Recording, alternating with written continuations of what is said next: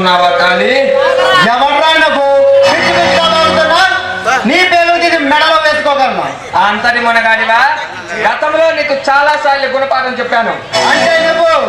Yes, I'm Rana. నీలాంటి వయోగముఖ విషకుంభాలను పతనం చేయడానికి పుట్టిన ప్రళయ రుద్రుణ్ణి. నీకోసమే ఎదురు చూస్తున్నారా? ఎందుకో తెలుసా? సరదాగా నన్ను చంపాలని అనుకుంటున్నావు కదా? లేదు, నీలాంటి సంబంధుల్ని గౌరవించడం సాటి వెళ్ళిన నా బాధ్యత. నువ్వు నువ్వు వీరుడువా? ఆ మాట అనడానికి నీకు సిగ్గుగా లేదు?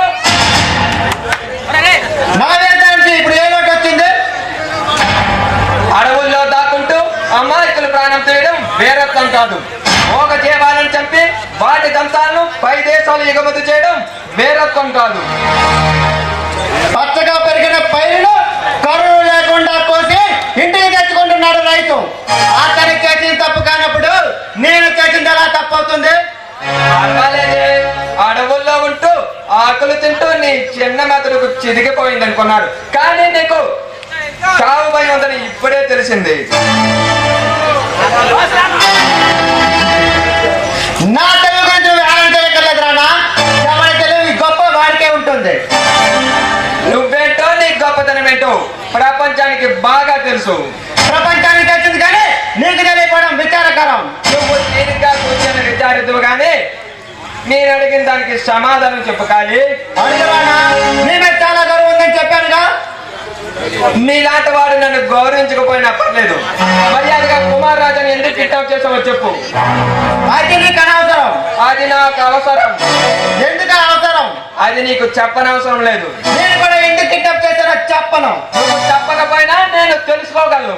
అర్థం సముద్రం అయితే నన్ను వెతుక్కుంటే నా స్థానానికి ఎందుకు వచ్చావు? అసంభవాలను సంభవం చేయడమే ఈ రాణా ప్రత్యేకత. నువ్వు మహామేధావి కావచ్చు, సర్వ సముద్రుడు కావచ్చు, నువ్వు నా స్థానానికి వచ్చావు. ఎక్కడి నుంచి ఒక్కడికి కూడా బయటకు వెళ్ళలేవు. పిచ్చివాడ, గతంలో చాలా సార్లు నీ అంచరులు చావు దెబ్బతీసి నీకు చాలా నష్టం కలిగించాను.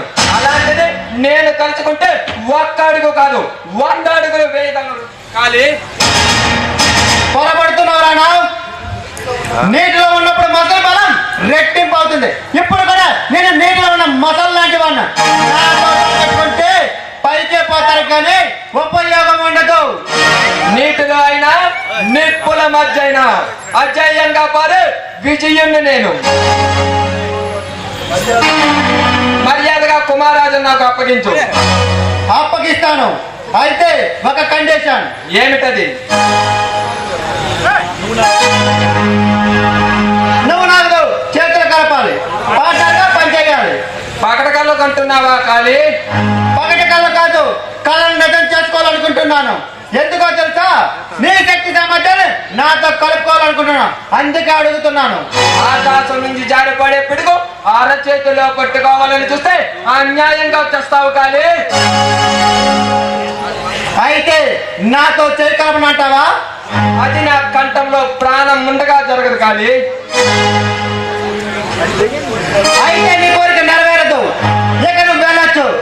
నా దగ్గరికి వచ్చి నువ్వు బయటకు వెళ్తున్నావంటే మళ్ళీ తిరిగి నా దగ్గరికి వస్తావని. మిస్టర్ కాళీ, ఆ యుగంధర్ కుమార్ రాజాని కిడ్నాప్ చేయించాడని తెలుసు. కానీ వాడు ఎందుకు కిడ్నాప్ చేయించాడో తెలియదు. ఆ సంగతి తెలిసిన వెంటనే 100 మంది మహంకాళీలు 1000 మంది యుగంధర్లు వచ్చిన కుమార రాజాని అజేయంగా విడిపించుకుని వెళ్తాను. లుక్ మిస్టర్ రానా, నాకై నేను వదిలితే కానీ కుమార్ రాజా బయటికి రాలేడు. నిన్ను పుట్టించను కాదు, ఆ దేవుడు కూడా నన్ను వదిలిపెట్టలేడు. కానీ ఒక్కటి మాత్రం గుర్తించుకోకాలి, నువ్వు కానీ నీ అనుచరులు కానీ కుమార్ రాజాకి ఏదైనా హాని తలపెట్టాలని చూస్తే నిన్ను నీ స్థావరాన్ని గాల్లో కలిపేస్తాను. ఈ టెన్షన్ లో పడి నా రేఖ గురించి మర్చిపోయాను. ఎలా ఉందో ఏం చేస్తుందో తను తలుచుకుంటేనే ఒక వెన్నెల రాత్రి ఒక తెల్లని చీరతో తను పరువాన్ని అందుకోవాలని ఉంది.